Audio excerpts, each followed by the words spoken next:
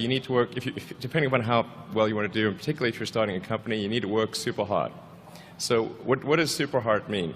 Well, when my brother and I were starting our first company, instead of getting an apartment, we just rented a small office and we slept on the couch. And we showered at the YMCA, and we're so hard up we had just one computer. So the website was up during the day, and I was coding at night. 7 days a week, all the time. And I sort of briefly had a girlfriend in that period, and in order to be with me, she had to sleep in the office. So work hard, like, I mean, every waking hour. That's the thing I would say, particularly if you're starting a company. And I mean, if you do simple math, you say like, okay, if somebody else is working 50 hours and you're working 100, you'll get twice as much done in the course of a year as the other company. Really liking what you do, whatever area that you get into, given that even if you're the best, there's always a chance of failure. So I think it's important that you really like whatever you're doing. If you don't like it, life is too short. I'd say, and also if you like what you're doing, you think about it even when you're not working. I mean, it's something that your mind is drawn to, and if you don't like it, you just really can't make it work, I think. I think if you're creating a company or if you're joining a company, the most important thing is to attract great people. So either join a group that's amazing, that you really respect, or if you're building a company, you've got to gather great people. I mean, all a company is a group of people that have gathered together to create a product or service. And so depending upon how talented and hardworking that group is, and the degree to which they are focused cohesively in a good direction, that will determine the success of the company. So do everything you can to gather great people if you're creating a company.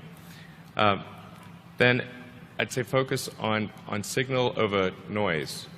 A lot of companies get confused. They spend money on things that don't actually make the product better.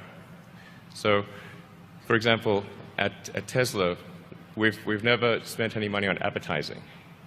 We put all of the money into R&D and manufacturing and design to try to make the car as good as possible.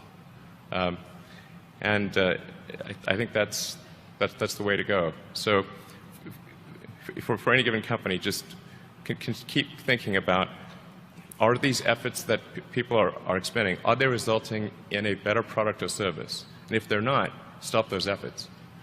And then the final thing is to sort of don't just follow the trend.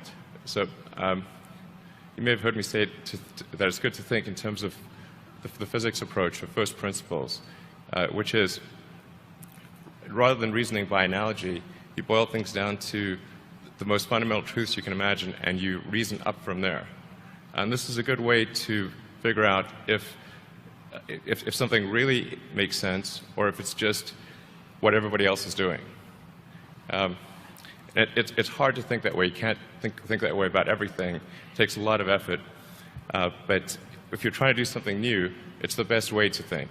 And that framework was developed by physicists to figure out counterintuitive things like quantum mechanics. So it's really a powerful method.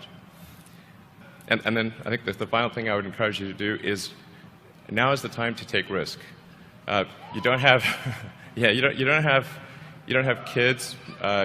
Your obligation. Well, sorry.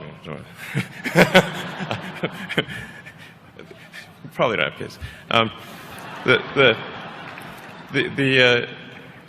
But as you get older, your obligations increase. So and once you have a family, you start taking risk not just for yourself, but for your family as well. It gets much harder to do things that might not work out. So now is the time to do that before you have those obligations. So I would encourage you to take risks now. Do something bold. You won't regret it. Thank you.